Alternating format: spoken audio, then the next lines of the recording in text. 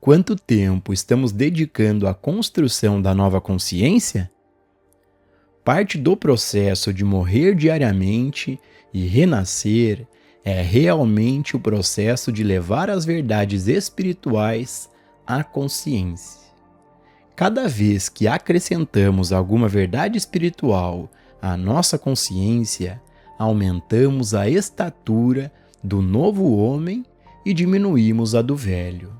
Podemos ainda não ver nenhum efeito exteriormente, porque toda a experiência é cumulativa.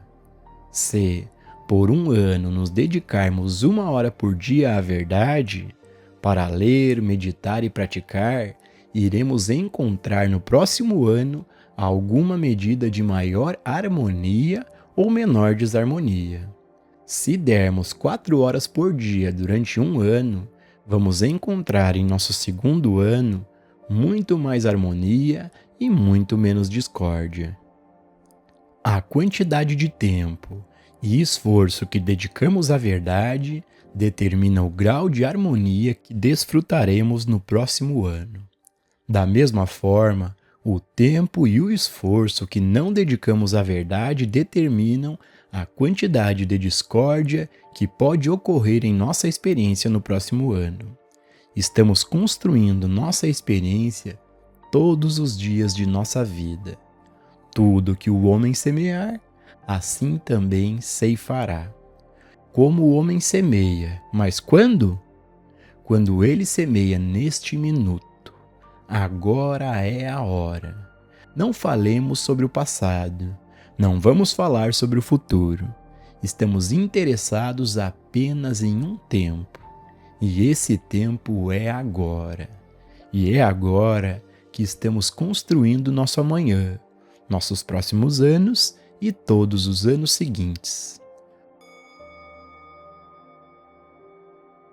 Pessoal, para a gente poder ter uma compreensão mais profunda desses assuntos que o Joel Goldsmith traz aqui no texto, mais uma vez, o mestre Gualberto está aqui conosco. Gratidão, mestre. Mestre, neste trecho, o Joel Goldsmith comenta sobre o agora, sobre o tempo. E é bem comum a ideia, mestre, dentro do meio espiritual, dentro dos estudos espirituais, que devemos estar no agora, que devemos estar com o pensamento em cada coisa que estamos fazendo. O mestre pode compartilhar a sua visão sobre o que é o agora? Ô Gilson, aqui nos deparamos com a ilusão do tempo. Nós temos uma noção de relação com a experiência equivocada. Para todos nós, ou para a maioria de nós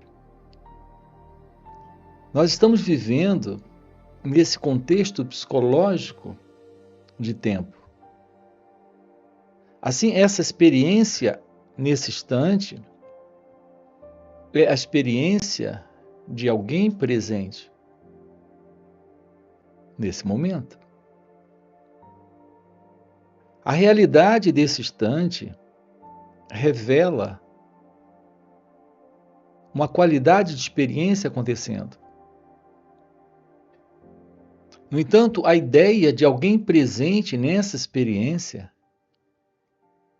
nesse momento, é a ilusão de uma identidade que se separa nesse presente instante, nesse presente momento da experiência. Assim nós carregamos uma ilusão, Gilson, como um agente separado da ação. Assim nós fizemos ações também no passado, das quais nós podemos nos lembrar agora. Então a ideia é que estávamos no passado, estamos no presente e estamos caminhando para o futuro, realizando coisas. Então nós temos aqui uma ilusão. Veja, Gilson, do ponto de vista prático e objetivo, nesse sonho de existência, sim, as coisas estão acontecendo no tempo. Se aqui eu tenho um projeto para realizar algo amanhã, ele será realizado. Mas aqui estamos lidando com um amanhã cronológico. Mas a nossa ideia é equivocada porque nós estamos projetando um amanhã psicológico para alguém que faz as coisas, que é o eu, que é o ego. Então, essa ideia de estar presente e de que esteve presente e de que estará presente do ponto de vista psicológico é um equívoco. Boa parte das confusões em nossa vida, para não dizer todas elas, ocorrem em razão dessa ilusão.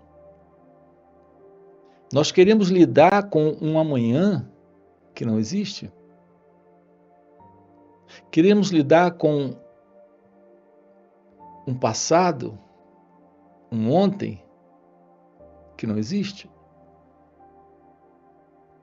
Reparem a confusão que isso estabelece na vida humana. Os diversos problemas presentes dentro desta condição psicológica de ser alguém, de ser uma pessoa, de estar presente no mundo, vivendo como uma pessoa, é algo que está estabelecido nesta noção de tempo.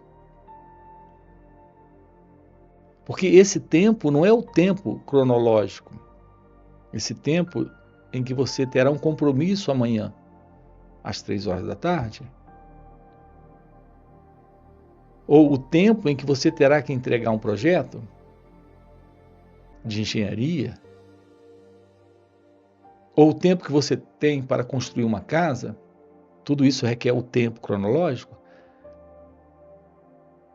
Mas aqui estamos lidando com um tempo ilusório, que é o tempo psicológico, onde eu tenho que me livrar do ciúme, da inveja, do medo, onde estou presente sentindo mágoa, ressentimento, angústia, onde aqui sinto falta de alguém ou a esperança de encontrar alguém e, portanto, ser feliz nesse encontro, ou me livrar dessa dor de ter sido abandonado. Tudo isso gira em torno de uma identidade que se vê como uma entidade presente no tempo, que vai resolver os problemas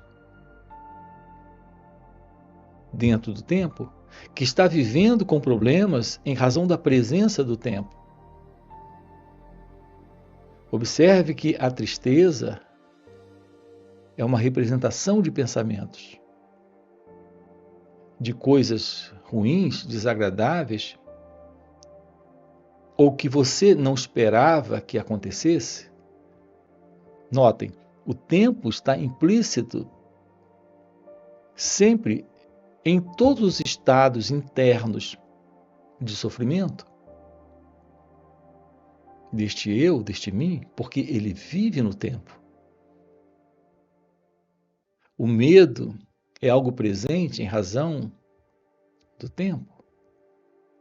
É quando um pensamento surge, esse é um exemplo, o medo é um ótimo exemplo para percebermos que estamos vivendo dentro de uma condição equivocada nesta relação com a experiência desse instante. O medo requer a presença do pensamento.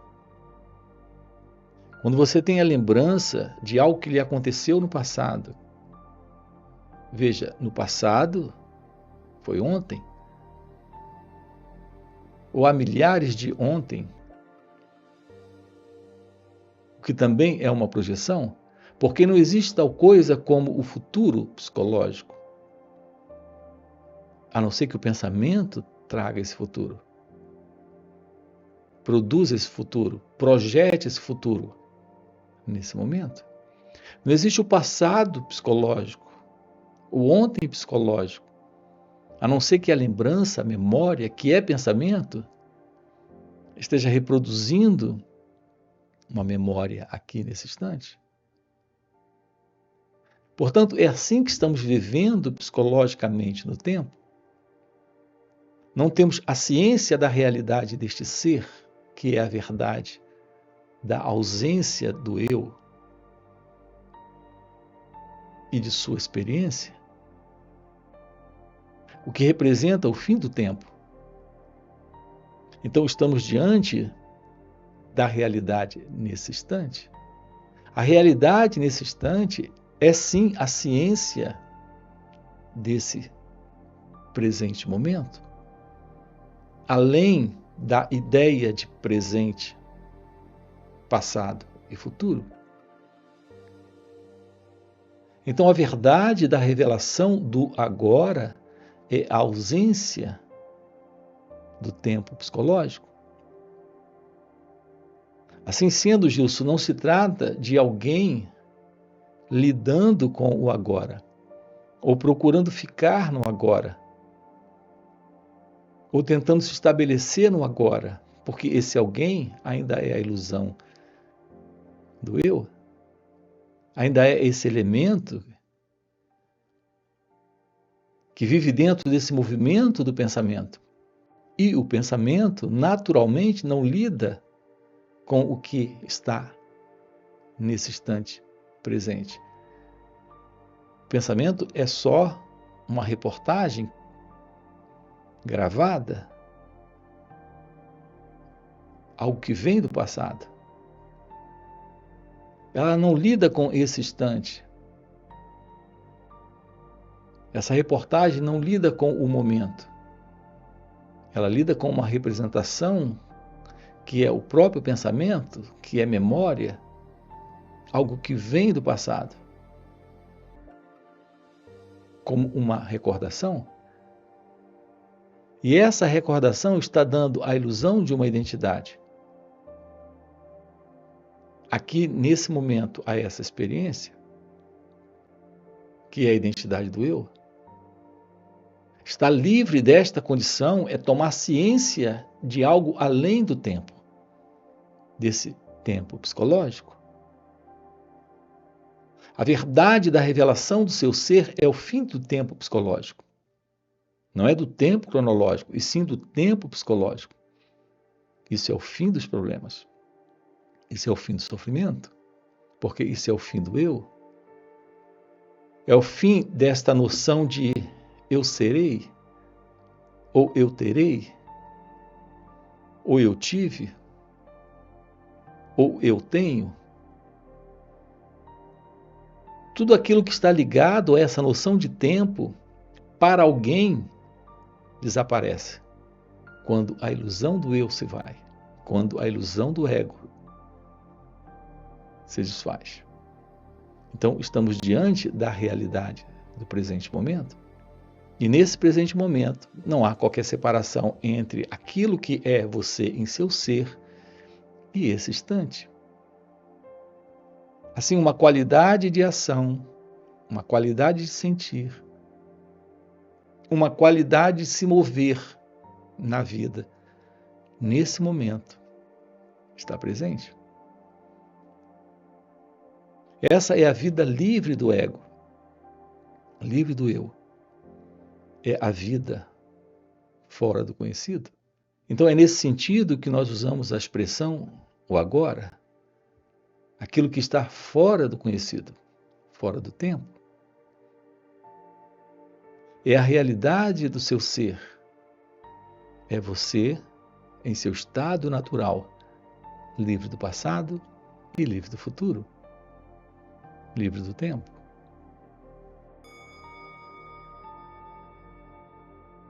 Agora é a hora. Não falemos sobre o passado. Não vamos falar sobre o futuro. Estamos interessados apenas em um tempo. E esse tempo é agora. E é agora que estamos construindo nosso amanhã, nossos próximos anos e todos os anos seguintes. Com o que está acontecendo em nossa consciência agora, estamos determinando o nosso futuro. Não adianta ninguém nos desejar um bom ano se não estivermos construindo este bom ano agora. Transferindo o poder do exterior para o interior. Séculos atrás, era ensinado que o que semeia na sua carne, da carne ceifará a corrupção. O que significa semear na carne? Significa que se fizermos do nosso corpo o fim e o objetivo da existência, se dermos força à forma, se dermos força aos sentidos materiais, se confiarmos no bem material, estaremos semeando para a carne.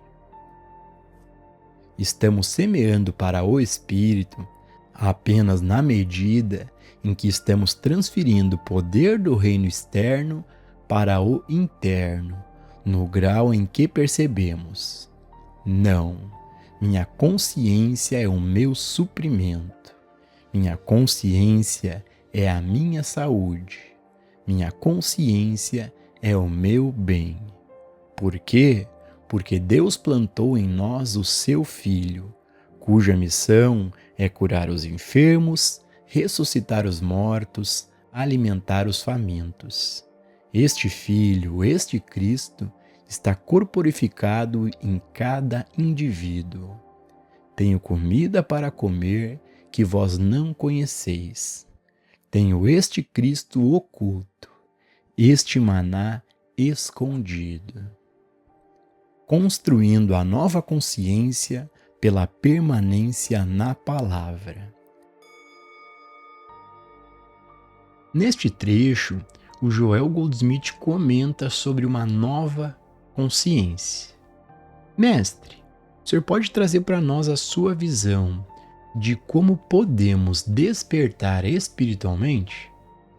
Ô Gilson, a expressão nova consciência nós colocamos de uma forma talvez um pouco diferente da maioria das pessoas. Você pergunta sobre essa nova consciência. Na realidade, é a ciência da real consciência. Esta real consciência, ela é atemporal. Sim, a nível de colocações de palavras, as palavras são sempre imprecisas mesmo, nós podemos usar a expressão nova consciência. Mas, na verdade, estamos lidando com aquilo que está fora do tempo. A verdade do seu ser é esta real consciência. Esta real consciência é algo fora da antiga e velha consciência, como nós conhecemos. É por isso que alguns empregam a expressão nova consciência. E nós também colocamos isso aqui. Mas estamos lidando com algo. É importante que compreendamos isso. Estamos lidando com algo que está além do tempo. Nesse sentido, não pode ser algo novo, nem algo velho. Ela não é nova e não é velha. Ela está além daquilo que o pensamento conhece, daquilo que o pensamento reconhece, como ocorre com a consciência comum. Aquilo que nós conhecemos como consciência comum é a consciência do eu. Aqui, a única coisa que se faz necessária é termos uma compreensão de como descartar, de como soltar, de como abrir mão desta velha consciência, que é a consciência do eu. Então, aquilo que é a realidade do seu ser floresce como a natureza divina. Então, o despertar espiritual é a revelação desta real consciência, onde está presente uma qualidade de inteligência que na mente comum nós desconhecemos. Assim, essa inteligência humana, essa inteligência comum a todos, a inteligência matemática, a inteligência espacial, essas diversas formas de inteligência, não é disso que estamos tratando aqui. Estamos sinalizando, apontando para você a qualidade de uma inteligência real, divina, espiritual. Aquilo que lhe permite viver a vida sem o sentido de separação dela, e, portanto, em seu natural estado de real consciência, de verdadeira inteligência, onde temos a presença da sabedoria, da liberdade e do amor. Descobrir a verdade sobre si mesmo é a chave para o descarte desta ilusória identidade, onde temos presente esta ilusória consciência, esta velha consciência, essa forma de separação e dualidade presente na vida, nesta vida comum, nesta vida da pessoa. Aqui nesses encontros, a ênfase está no florescer desse natural estado, no florescer de sua natureza essencial, nesta ciência do seu ser. Então, estamos diante da vida, sem qualquer separação dela. Então, há uma realidade presente, e essa realidade não é mais a realidade de alguém, é a realidade de Deus.